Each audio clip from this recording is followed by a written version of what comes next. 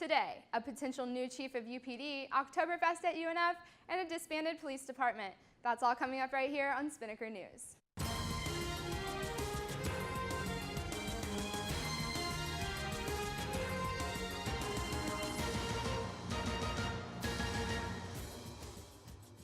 Hello Ospreys, I'm Taylor Johnson. You're watching Spinnaker News on Spinnaker Television.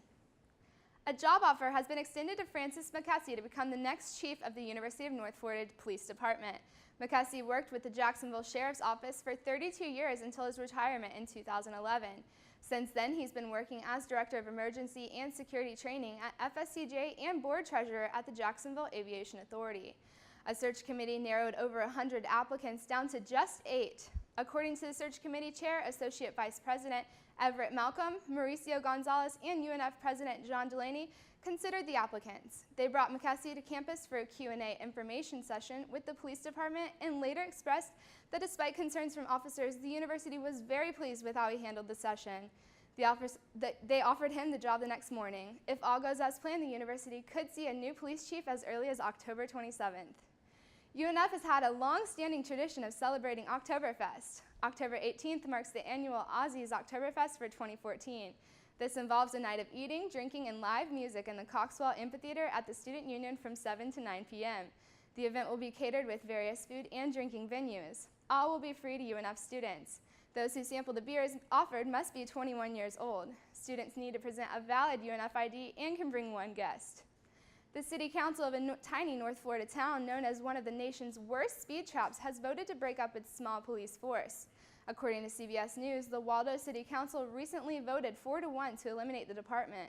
Many UNF students pass through this town on the way to Gainesville, near Highway 301, where the speed limit changes 6 different times in just a few miles.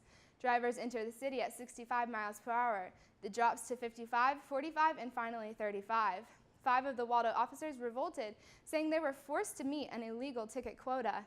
As CBS News reported last month, Waldo's 7 police officers wrote nearly 12,000 speeding tickets last year, collecting more than $400,000 in fines, a third of the town's revenue.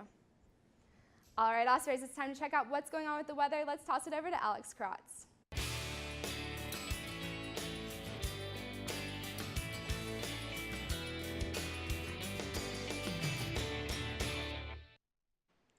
Good morning, Ospreys. I hope you're starting this week off right. I'm Alex Krotz here with your Spinnaker weather update. Today, look forward to mostly sunny skies, UNF. As you can currently see, the sun is out and will be giving us a high of 87 degrees. However, this morning will be a tad breezy, so hopefully that will keep you cool with winds coming in at about 12 to 17 miles per hour. Yes, ladies, that means you might want to ditch the skirts and dresses if you're about to head out onto campus. Later on this evening, expect some clouds to start rolling in, as we're expecting rainfall tomorrow. Ready to paddle out? There is a moderate risk of rip currents today, and Surfline is expecting fair conditions and waves from about 3 to 4 feet. Well, that's it for today's weather update. Now let's take a look at your 3-day forecast.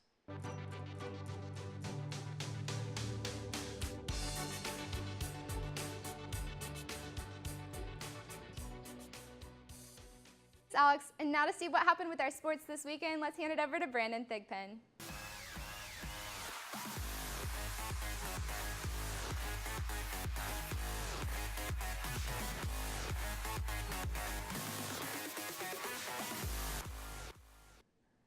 Hey Ospreys, I'm Brandon Thigpen here with your Spinnaker Sports Report. There were plenty of UNF sports teams in action this weekend. We start with women's soccer. Friday night, they defeated USC Upstate 2-0 with goals by Amanda Fischler and Jill Holdsworth. Then on Sunday, the Ospreys pulled off a 1-0 win over Kennesaw State with a goal by Hannah Parado in the 81st minute. The Ospreys are enjoying a 3-game winning streak in conference play. The volleyball team, however, continued their losing streak this weekend.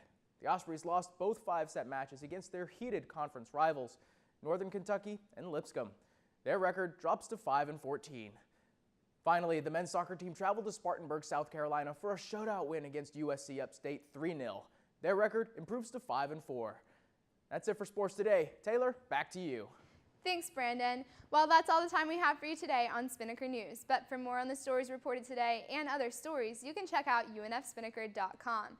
You can also like the Spinnaker on Facebook at facebook.com/UNFSpinnaker, and you can follow us on Twitter and Instagram at UNFSpinnaker. For Alex Krotz and Brandon Thigpen, I'm Taylor Johnson. Have a great day, UNF.